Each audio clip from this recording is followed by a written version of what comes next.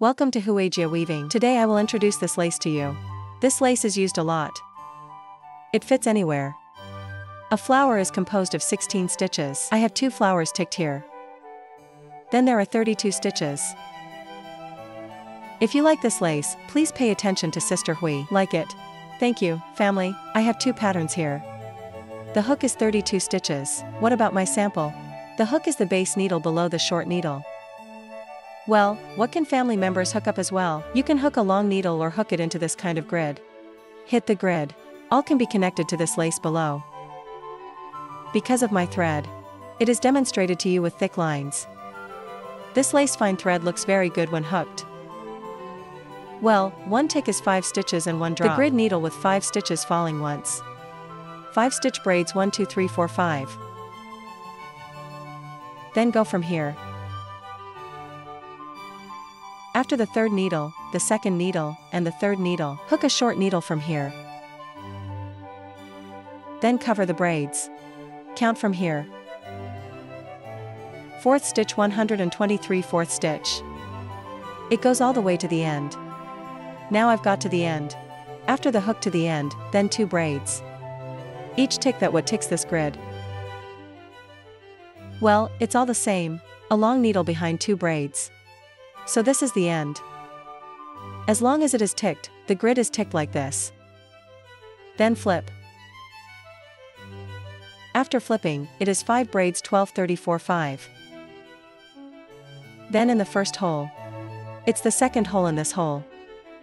Hook a short needle in the 2nd hole. Then in the next hole. Hook 7 long needles in the next hole. Hook 7 long needles. Then drop a needle in the next hole. Then 2 5 long 5 braids drop needles. First drop needle. In 5 braids. 2nd drop needle. Then in this. Hook 7 long needles in this grid. Same as him. 7 long needles are finished. Drop a stitch in the next grid. Then 5 braids. 5 braids end with a short stitch here. And then the 3rd line. 5 braids drop a short needle from this hole. Stick a long needle on top of each of these long needles. A braid spaced in between. 1 braid apart. A long needle. 1 more braid. Keep ticking. Then drop a stitch in the next grid. 5 more braids. Drop a stitch in the next grid. Then still tick. Hook these 7 long needles with a braid in the middle. 7 needle long needle. A braid in the middle. After the hook is done, then drop a short needle in this hole. Then 2 more braids. Here's a long needle. Wear these 2 sets and a long needle. Then flip to the next line. Then a braid. Then in this hole like this on a braid. A jujube needle is hooked on each braid. 3 unfinished long needles. Then tick it out one by one. This 9-pointed jujube needle. Then hook a dog tooth on it. Dog teeth are 3 braids. 3 braids and then wear 2 threads here. Then bring over an eye puller. Then there are 2 braids in the middle. In the next hole.